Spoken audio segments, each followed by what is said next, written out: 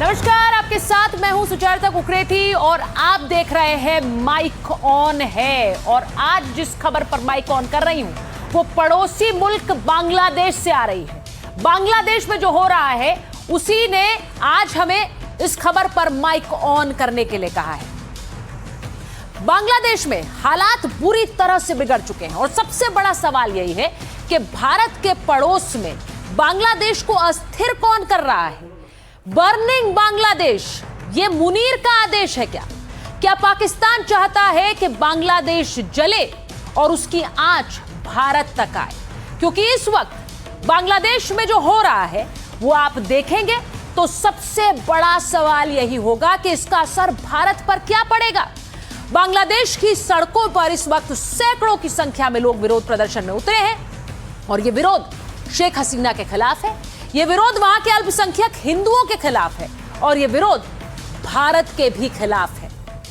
सबसे पहले आपको वो तस्वीर दिखा देती हूं जिस पर पूरी दुनिया की नजर आज रही। आज ढाका के एयरपोर्ट पर लाखों की संख्या में कट्टरपंथी जमा हो गए और ये सब हादी के शव का इंतजार कर रहे थे। कौन है ये हादी? ये जो तस्वीर आप देख रहे हैं, देखिए कितनी बड़ी संख्या में, लाखों की संख्या में बांग्लादेश में ढाका एयरपोर्ट के बाहर भीड़ जमा थी। कौन है ये हादी जिसकी मौत के बाद पूरे बांग्लादेश में ये भारत विरोधी लहर शुरू हो गई? तस्वीरें जरा देखिए, दूर दूर तक आपको लोग नजर आएंगे बांग्लादेश का झंडा लेकर, लेकिन सोच कट्टरपंथी है, सोच भारत विरोधी है और इसका असर भारत पर क्या पड़ेगा आगे उसकी बात करूंगी, अपने मेहमानों का माइक ऑन करूंगी। लेकिन ये सबसे पहले तस्वीर देखना जरूरी है। आपको बताती हूं कि ये हादी कौन है और इसका सीधा असर भारत पर क्यों पड़ेगा, भारत से क्या लिंक है। 2024 के विद्रोह के बाद हादी वहां उभरा, हसीना सरकार गिराने में शामिल ये चेहरा रहा, भारत विरोध का प्रमुख चेहरा भी यही रहा। भारत के विरोध में इसने कई पोस्ट किए और बांग्लादेश में भारत विरोधी लहर को उठाने में इसका एक बड़ा रोल रहा है। 12 दिसंबर को ढाका में उसके सिर में गोली मार दी गई थी। इसके बाद उसे सिंगापुर ले जाया गया इलाज के लिए, लेकिन वहां इलाज के दौरान उसकी मौत हो गई। अब हादी की मौत के बाद वहां पर बवाल और हिंसा उठी। सवाल सबसे बड़ा यह है कि हादी की हत्या से किसे फायदा होगा? हादी की हत्या होगी तो उसके बाद वहां भारत विरोधी एक हुंकार होगी, तो इससे फायदा किसे है? जरा सोच लीजिए इसके बारे में, क्योंकि जो मैं तस्वीरें आपको दिखाऊंगी वो बहुत कुछ कहती हैं। ये तस्वीरें आप देखिए, हादी की हत्या से बांग्लादेश में लोगों के सिर पर खून सवार हो गया है। लोग हाथों में हथौड़े डंडे लेकर सड़कों पर उतर आए हैं। उनके निशाने पर अल्पसंख्यक है, साथ ही हर वो आवाज भी है जो बांग्लादेश की कठपुतली सरकार चला रहे मोहम्मद यूनुस या पाकिस्तान के खिलाफ उठ रही। इसे जरा चलाइए और सुनाइए।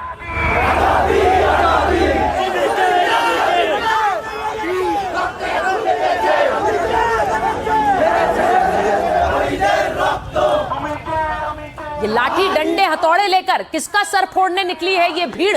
जरा सोच लीजिए, क्योंकि ये लोग बड़ी संख्या में सड़कों पर हैं और उनके निशाने पर कैसे वहां अल्पसंख्यक हिंदू हैं उसकी भी तस्वीर दिखाऊंगी, रोंगटे खड़े कर देने वाली तस्वीर। लेकिन एक और तस्वीर पहले देखिए। भारत विरोधी एजेंडा चलाने वाले हादी के समर्थक हर चौक चौराहे पर जमा हो रहे हैं और ये सिर्फ हादी के समर्थक नहीं है, ये वो हैं जो वहां भारत के खिलाफ प्रदर्शन कर रहे हैं और बांग्लादेश की वो कट्टरपंथी जमात है जिसे पाकिस्तान में अपना हमदर्द दिखाई दे रहा है। सवाल है कि क्या बांग्लादेश एक बार फिर से पाकिस्तान का हिस्सा बनने वाला है? ये सबसे बड़ा डर होगा और इसीलिए इसकी बात कर रही हूं कि इसका असर भारत पर क्या पड़ेगा। लेकिन इसका पूरा पाकिस्तान कनेक्शन जरा समझ लीजिए, क्योंकि पाकिस्तान कनेक्शन समझना जरूरी है।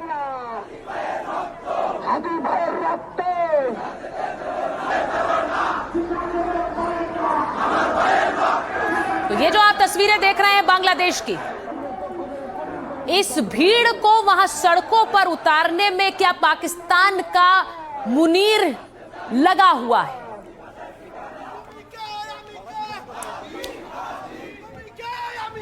दरअसल तख्ता पलट के बाद से ही वहां पर कट्टरपंथी ताकतें पैर पसार रही हैं। अब एक रिपोर्ट के मुताबिक ढाका में आईएसआई की मौजूदगी बढ़ गई है। पिछले महीने ही ढाका पहुंचे थे पाकिस्तान के जनरल मिर्जा। दोनों देशों ने साजिश के तहत वहां खुफिया सहयोग बढ़ाया है। ढाका पर नियंत्रण हासिल करने की कोशिश में जुटा हुआ है पाकिस्तान। जमाते इस्लामी बांग्लादेश को सत्ता में लाने की तैयारी कर रहा है। जमाते इस्लामी बांग्लादेश की सबसे बड़ी इस्लामिक पार्टी है। 1971 में होने वाले युद्ध में भी पाकिस्तान का समर्थन इस पार्टी ने किया था। अब इसी को वापस लाना चाहता है पाकिस्तान बांग्लादेश के अंदर। बांग्लादेश में कठपुतली सरकार बनाने के मिशन पर लगा हुआ है आईएसआई, और इसीलिए सवाल है कि क्या बांग्लादेश पाकिस्तान का मुखौटा बन रहा है? क्या फिर से बांग्लादेश को मिलाने वाला है पाकिस्तान? यह बड़ा सवाल है। आज जब मेरे एक्सपर्ट्स जुड़ेंगे मैं तो उनसे भी यही सवाल पूछूंगी कि मंशा क्या है। लेकिन उससे पहले बांग्लादेश में कट्टरपंथियों की जो सरकार है, सड़क पर भी कट्टरपंथियों का ही बोलबाला कैसे मचा है वो भी देख लीजिए। इन कट्टरपंथियों ने किस तरह से हिंदू दीपू दास को पेड़ से लटकाकर जिंदा जला दिया। वो तस्वीरें आपको विचलित कर सकती है, लेकिन दिखानी जरूरी है। बांग्लादेश के मेमन सिंह जिले की ये तस्वीरें ऐसी हैं कि हम आपको दिखा नहीं सकते हैं, इसीलिए कुछ तस्वीरों को ब्लर करना पड़ रहा है। लेकिन ये तस्वीरें ऐसी हैं कि सवाल खड़ी करती हैं। जिस वक्त दीपू दास को जिंदा जलाया जा रहा था, उस समय आप देखिए वहां खड़ी भीड़ क्या कर रही है। वो लोग जश्न मना रहे थे, अपने मोबाइल फोन से इस दिल दहला देने वाली वारदात का वीडियो बना रहे थे, नारेबाजी कर रहे थे। बांग्लादेश में अल्पसंख्यक हिंदुओं के जीवन का यही मोल है, और वहां खासकर इस वक्त जो आप एक भारत विरोधी लहर भी देख रहे हैं, उसके चलते यहां अल्पसंख्यकों को निशाना बनाया जा रहा है। लेकिन सबसे विचलित करती है यह तस्वीर कि वहां खड़े लोग जलते हुए दीपू दास को देख रहे हैं, उसका वीडियो बना रहे हैं, और वो विचलित भी नहीं होते हैं। ये सवाल खड़े कर रही है किस तरह से गली गली वहां कट्टरपंथी घूम रहे हैं। उसकी एक तस्वीर और आपको दिखाती हूं। ढाका में भारतीय उच्चायोग के पास की तस्वीरें देखिए। भारतीय दूतावास पर कट्टरपंथी भीड़ ने हमला करने की कोशिश की। कट्टरपंथी जमात ने वहां बैरिकेड्स गिरा दिए, दूतावास के भीतर घुसने का प्रयास किया। ये तस्वीरें देखिए। सुरक्षा बलों ने उन्हें हाई कमीशन की बिल्डिंग से कुछ दूर पहले ही रोका, लेकिन अगर नहीं रोक पाते तो क्या होता। कट्टरपंथियों के इस हमले में 2 जवानों समेत 4 लोग घायल भी हो गए थे। भारत ने इस पर बांग्लादेश सरकार से आपत्ति दर्ज कराई, पूछा है कि ये हो क्या रहा है। ये तस्वीरें देखिए। अब आपको बताती हूं कि बांग्लादेश के हालात को लेकर भारत में कैसे चिंता जताई जा रही है। कहा जा रहा है कि भारत के आगे 1971 से भी एक बड़ी चुनौती है। बांग्लादेश पर विदेश मामलों की एक संसदीय कमेटी ने रिपोर्ट दी है। रिपोर्ट में बांग्लादेश में इस्लामी ताकतों की वापसी का जिक्र हो रहा है। इसमें बांग्लादेश पर पाकिस्तान के बढ़ते असर की बात कही गई। रिपोर्ट में बांग्लादेश पर चीन के बढ़ते असर का भी जिक्र है। अब बांग्लादेश में बदलाव भारत के लिए चुनौती बन सकता है, यह भी रिपोर्ट कहती है।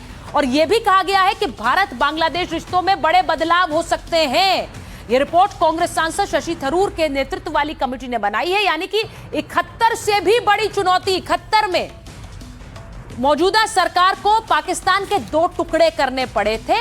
अब क्या करना होगा, सवाल यह भी है। एक रिपोर्ट आपको जल्दी से दिखा देती हूं, उसके बाद सारे मेहमानों के माइक ऑन कर रही हूं।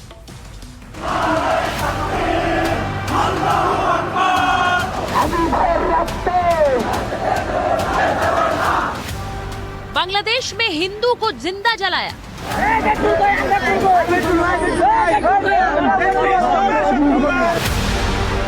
मीडिया पर हमला, आगजनी। बंगबंधु के घर में फिर तोड़फोड़। सड़कों पर जिहादियों का कब्जा।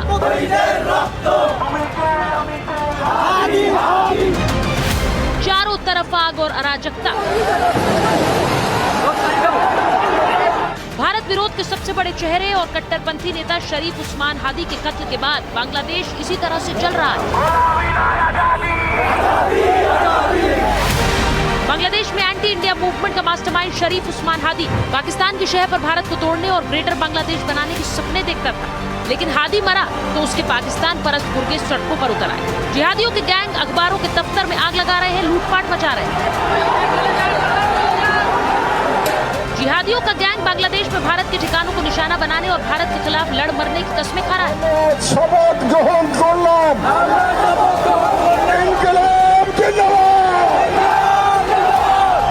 तस्वीरें देखिए, बांग्लादेश के जैसोर का बेनापोल बॉर्डर है, जहां एक भीड़ ने इकट्ठा होकर भारत के खिलाफ नारेबाजी की। इस पूरी कवायद को नाम दिया गया लॉन्ग मार्च। बित्ते भर के बांग्लादेश के लिए मार्च लॉन्ग तो नहीं है, लेकिन पैटर्न पाकिस्तान वाला है। बांग्लादेश में बैठे पत्रकार बताते हैं कि सब कुछ पाकिस्तान के इशारे पर हो रहा है। ये सब कुछ भारत के लिए मुश्किलें खड़े करने के लिए हो रहा है। पूर्वोत्तर के राज्यों को भारत से तोड़ने की गीदड़ भपकियां सामने आने लगी। समझना मुश्किल नहीं है कि भारत की 7 सिस्टर्स को लेकर बांग्लादेश से उठी धमकियों के पीछे भी पाकिस्तान ही है। रावलपिंडी से धड़ाधड़ ऑर्डर जारी हो रहे हैं और बांग्लादेश में एक्टिव ISI के गुंडे मुल्क को जला रहे हैं।